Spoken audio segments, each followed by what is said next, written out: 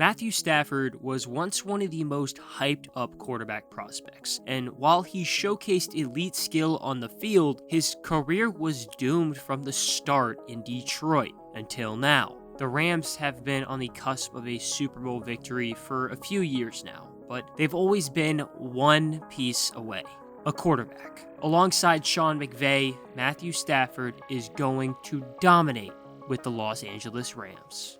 After a disappointing season that ended in the divisional round, the Rams pulled the trigger on a trade that sent Jared Goff to the Lions with 2 first-round picks and a 3rd-round pick in order to get Matthew Stafford, a clear upgrade at the quarterback position. Aaron Rodgers, Lamar Jackson, Patrick Mahomes, and Josh Allen are all listed as the 4 players with the highest chances to win MVP in 2021. Right behind them is Tom Brady, and you guessed it, Matt Stafford, gearing up for his first season in Los Angeles. It really isn't that surprising. After all, Stafford has consistently put up good seasons and outside of 2019 has been healthy in all 16 games. From 2011 to 2017, Stafford went for over 4,000 yards in every season. He led the Lions to 2 different 10-win seasons and tossed 41 touchdowns in one of those years. His talent is there,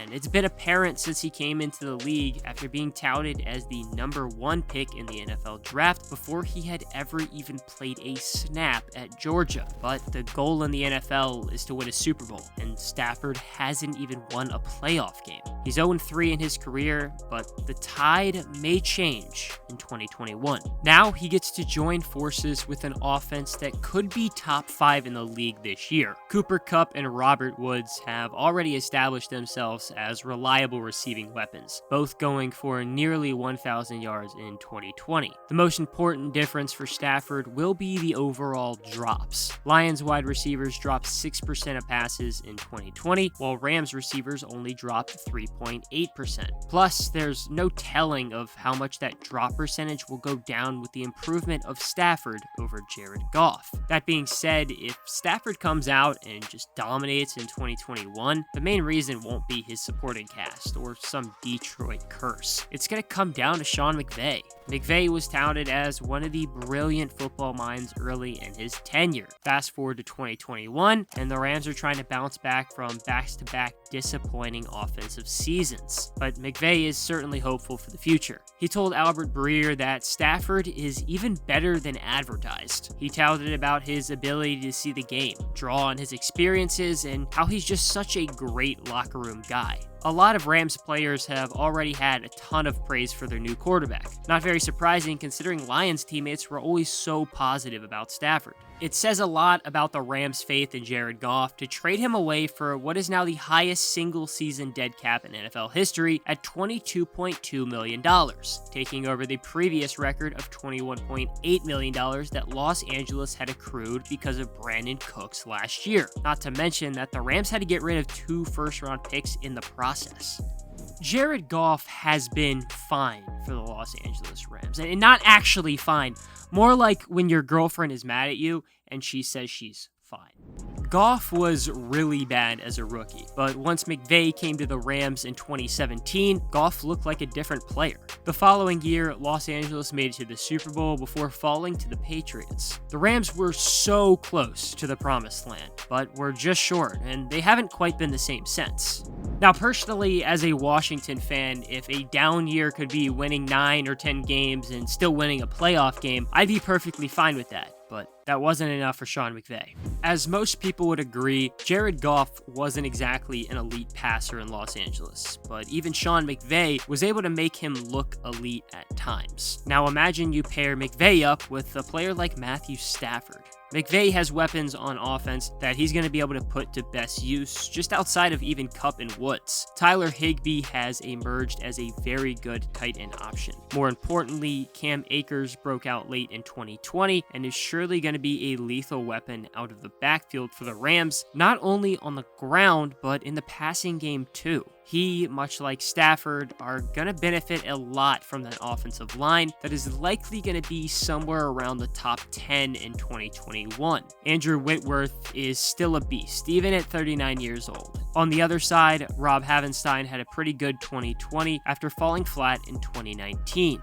Both guard positions are in great hands with David Edwards and Austin Corbett, but the main weak link is going to be at center with Brian Allen, who struggled in 2019 and didn't even start in 2020. It doesn't matter how good Matthew Stafford ends up being, but at the end of the day, we all know that the Rams' biggest strength is going to be their defense. They were the best in the league in 2020 by a large margin, and likely will be again in 2021, projected currently to be first or second, hand in hand with Washington. The Lions only had a top 12 defense twice during Stafford's tenure. Now, he gets to be alongside Aaron Donald and Jalen Ramsey.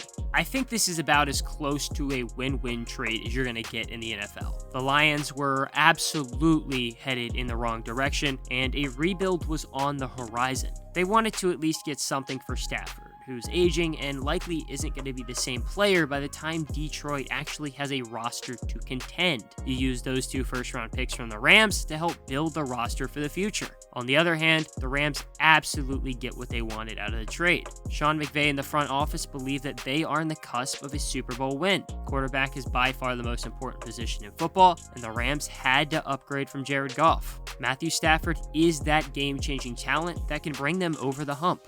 The Rams were already a really good team in 2020 with Jared Goff at quarterback. It's talked about as a down year, but that down year still ended with 10 wins and a playoff win. When you bring a good quarterback into the equation, improving the most important piece on your team and one of the weakest, the jump should be rather large if you think about it. I think the Rams end up being the best team in the NFC West. It's definitely close between them and the Seahawks. It's just hard to bet against Russell Wilson, but he is carrying Seattle. Meanwhile, Stafford just has to come in and use his talents in an already pretty good system. The Cardinals could make some noise on their own, but last year they were super hyped up and they ended up being just mediocre. Meanwhile, the 49ers are likely going to make a quarterback switch, and while they have a good roster, I don't even know what to expect with them. I'm sure they're just going to continue to be hurt next year, and I don't know what burial ground they, built their stadium under, but they're definitely cursed in some way or another.